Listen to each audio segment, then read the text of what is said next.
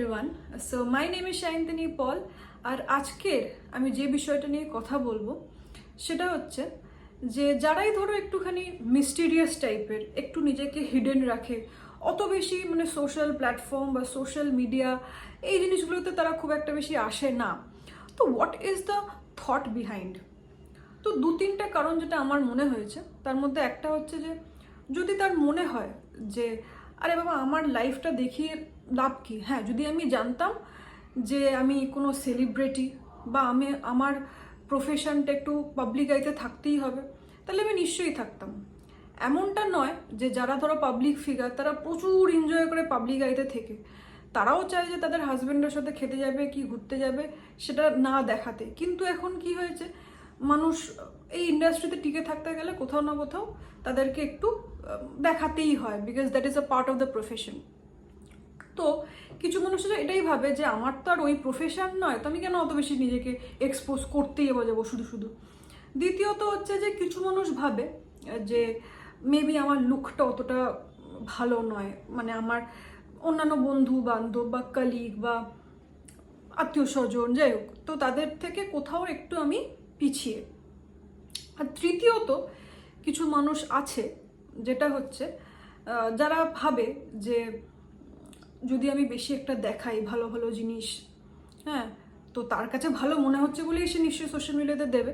তো এখন যদি আমি ভালো জিনিসগুলো দেখাই তাহলে যদি আর পাঁচটা মানুষের চোখে নজর লেগে যায়। তো এই দু তিন ধরনের থট থেকে আমার যেটা মনে হয় মানুষ অনেক বেশি নিজেকে হাইড করে রাখে, রাইট?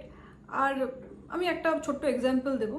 যেমনি আমারই আমি যখন MBA পড়তাম তখন আমার একটা ফ্রেন্ড ছিল, তো সেও এরকম, she is like literally very beautiful, very very beautiful.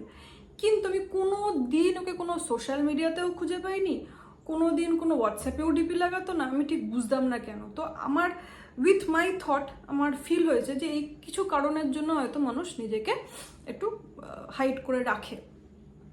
তো না, when it comes to the relationship, এবার দেখো রিলেশনশিপে কি হয়, অনেকেই আছে যারা দুটো কি তিনটে সিম ইউজ করে। তো তার মানেই কি তার মধ্যে কোনো চিটিংবাজি মেন্টালিটি আছে? Obviously not. এখন মানুষ অনেক বেশি সচেতন, এখন অনেক বেশি কি বলবো, তারা চায় যে পার্সোনাল এবং প্রফেশনাল লাইফটাকে আলাদা করে রাখতে। কেউ অত বেশি মিক্সড আপ করতে চায় না, কারণ এখন মানুষের মেন্টাল ডিস্ট্র্যাকশনটা এত বেশি। আগেকার দিনে হয়তো এতটা প্রয়োজন পড়তো না। আগেকার দিনে ইট ওয়াজ ভেরি ইজি, একটা ফোনেই সে পার্সোনালও করছে প্রফেশনালও করছে এবং কোনো অসুবিধাও তার হচ্ছে না মেন্টাল। কিন্তু এখন মানুষের মধ্যে জিনিসগুলো হচ্ছে, তো যার ফলে due to that reason maybe people are segregating that. Now এবারে আমি যদি দেখি যে একটা মানুষ আমারই পার্টনার, সে যদি দুটো কি তিনটে সিম ইউজ করে থাকে, তাহলে কি তার মধ্যে কোনো রকম সে কিছু লোকাচ্ছে? এমনটা নাও হতে পারে। হ্যাঁ, আমি যদি দেখি যে সেখানে মানে সিক্রেসি, সেখানে কোনো রকম হাইডিং ব্যাপার স্যাপার চলছে, কিন্তু সেখানে কোনো সেক্সুয়াল এনার্জি নেই। দেখো এখন যদি তুমি কাউকে হাতে নাতে ধরে ফেলো জিনিসটা আলাদা, তাহলে এত বেশি ওভার থিঙ্কিং বা এত থট সাইকোলজি আসছেই না, ঠিক আছে?